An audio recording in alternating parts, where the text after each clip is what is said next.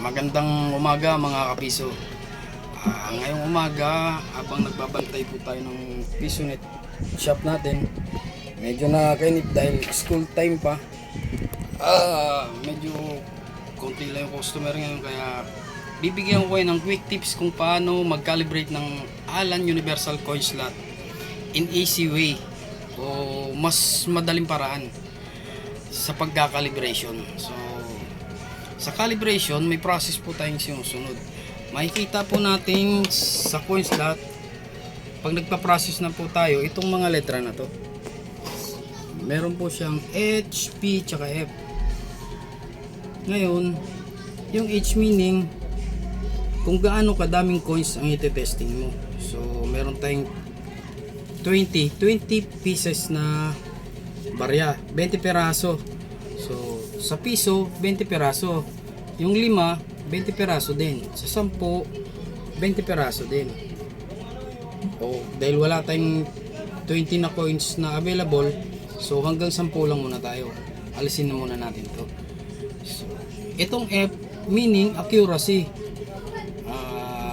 Lagay lang natin sa 15%. So, accuracy meaning kung gaano kalaki, kataba, yung barya na isusubok natin. So, start na tayo. Okay, wait lang. I-position lang natin yung camera natin para medyo maganda-ganda ang pag-calibration. Okay, let's start. Ito yung coin slot. So, sa coin slot, makikita nyo ang tatlong button. May tatlong button siya. Tapos naka-zero pa yan kasi yun yung normal niya. Ngayon, in calibration, kailangan mo siyang sabay na pindutin. Itong unang pindutan plus, ito yung minus. Pandagdag tsaka pambawas. Chinese kasi yung nakalagay, hindi natin naiintindihan. Pero sa aming mga technician, ang pagkakaintindi namin, ito yung additional, ito yung subtraction. So, ito yung OK or enter. So, start tayo. In calibration, pindutin nyo lang po ng sabay yung dalawang button sa baba. Press nyo lang. Pag lumabas na yung A, bibitawan nyo na po. Enter lang po. Pag lumabas yung E sign, meaning ng E sign is kung ilang coins ang itetest nyo. So, meron tayong tatlong coins na itetest ngayon. Piso, 5 tsaka 10 lang muna. Kasi wala tayong available na 20 na barya. So, tatlong coins ang itetest natin. Ilalagay natin siya sa 3 coins lang. 2, 3. Then, enter lang po. Oh, ayan na po. H1. H1, gaya nung pinakita ko kanina, sa H1, meron tayong 20 perasong coins na isusubok. Bawat coins na itetesting. So, ilalagay lang natin sa 20 pieces. 20 pieces. Pagkatapos po, pag naka 20 na, enter lang po.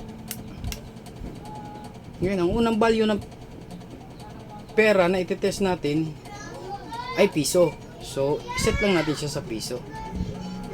Ayan. 1, meaning piso. Enter lang po. F, meaning accuracy, set lang natin sa 15.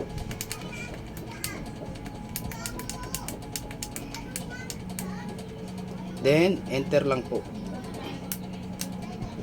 Ganun lang po ang process. Ngayon, napansin nyo, lumipat na siya. Nung lumipat, ganun lang din po. Sa pangalawang coins na po tayo. Tapos na yung piso, sa 5 naman. 20 perasong 5 piso. Set lang din po natin sa 20. Then, enter lang po. Price value, 5 piso. Dahil tapos na tayo sa piso, 5 naman tayo. Enter. Accuracy, balik lang tayo sa 15. Enter lang po. Meron na tayong piso, 5. Ngayon, sa pangatlong coins na ititest natin, 10 piso, 20 pieces din. Lagay lang din natin. 20 pieces.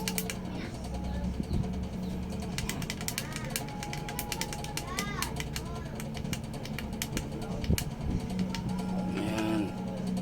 Pag naka 20 pieces na, enter lang po. Ang price value ng pera na ititest natin is, dahil meron na tayong piso, 5, so 10 na siya. Then enter lang po. Ayan, 10 piso po. Accuracy 15 lang ulit. Then enter. Pansin nyo na blink na. So tapos na yung setup ng calibration. Para ma-calibrate na natin yung pera, pindutin lang po natin ang enter ng 2 beses. Isa, dalawa. Pag lumabas na yung A1, start na kayo ng calibration. So bago tayo mag-start, pakita ko muna sa inyo na hindi pa siya nagbabasa ng coins. Kasi hindi pa siya naka-setup.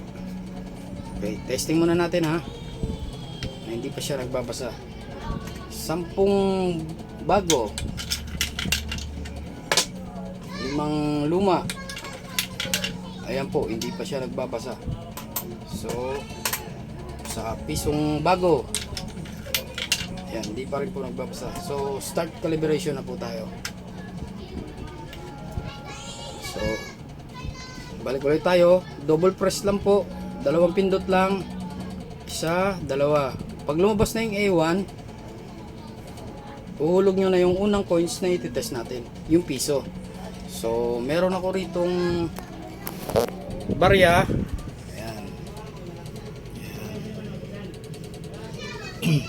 Kailangan natin ng 20 coins bawat value ng pera. So meron akong 20 perasong tagpipiso, bago at luma na po ito. 20 perasong 5 piso, bago at luma. 10 piso, bago at luma na rin, 20 pieces din. So start na tayo sa process ng calibration.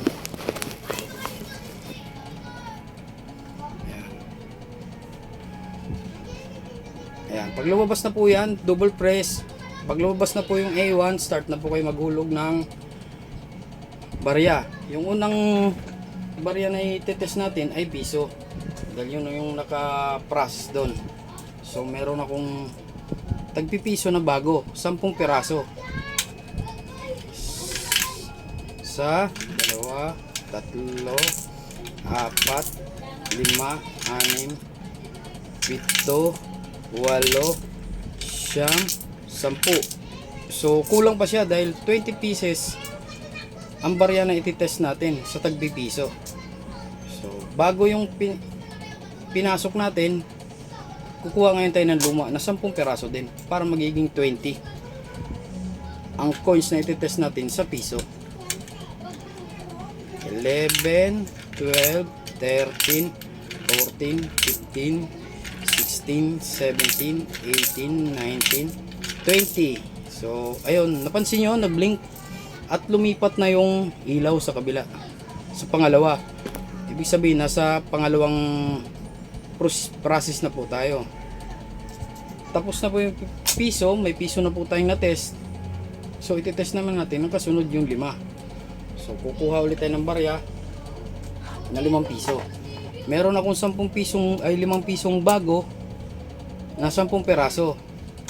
Titest ulit natin.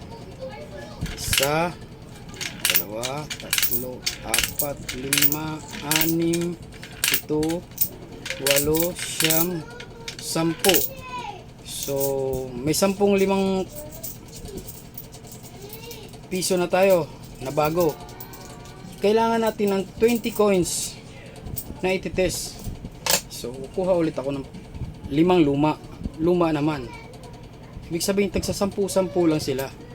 10 luma, 10 bago para mabasa lahat. So papasok ulit natin para magiging 20 pieces na 5 piso ang ititest natin. Sa 12, 13, 14, 15, 16, 17, 18, 19, 20. Pansin nyo, nag-blink ulit. Nasa A3 na tayo sa huling coins na itetest natin. 10 piso. Kuha ulit tayo ng 10 piso na itetest natin. Meron akong 10 pisong luma na 10 piraso din. Itetest ulit natin. 1, 2, 3, 4, 5, 6, 7, 8, 9, 10. So, kailangan natin ng 20 pieces na 10 piso para matest natin yung accuracy. So, kukuha ulit ako ng 10 naman na bago naman para ma-test ulit natin at makompleto natin sa 20 pieces. Hulog na natin is 11, 12, 13, 14, 15. Dahil 5 lang yung available ko na 10 pisong bago, balik nyo lang hanggang maging 20 pieces yung matest natin na 10 piso. 16, 17, 18, 19, 20. So nag-blink na siya at bumalik na sa normal setup ng CoinStat to 0. So ngayon, titest natin kung successful yung calibration na ginawa natin. So test natin una yung 10 pisong bago. Okay. Pansin nyo, nag-blink siya ng 10 beses. Dahil may blinker yung coin slot ni Alan nyo yun.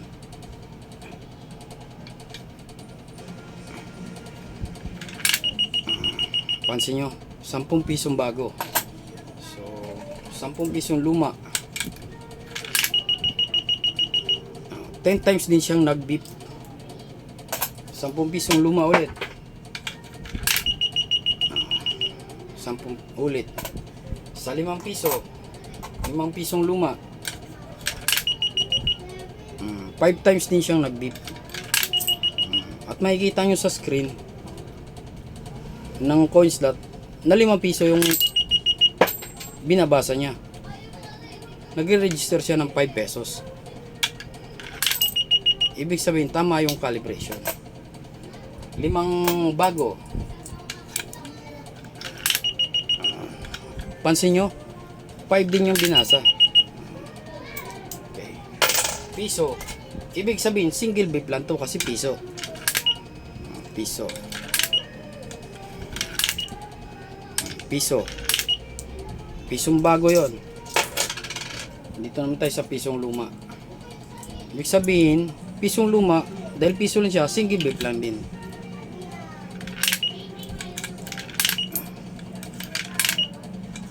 Okay. Ginawa ko tong video na to para sa mga customer natin sa Piso Wi-Fi at sa mga bagong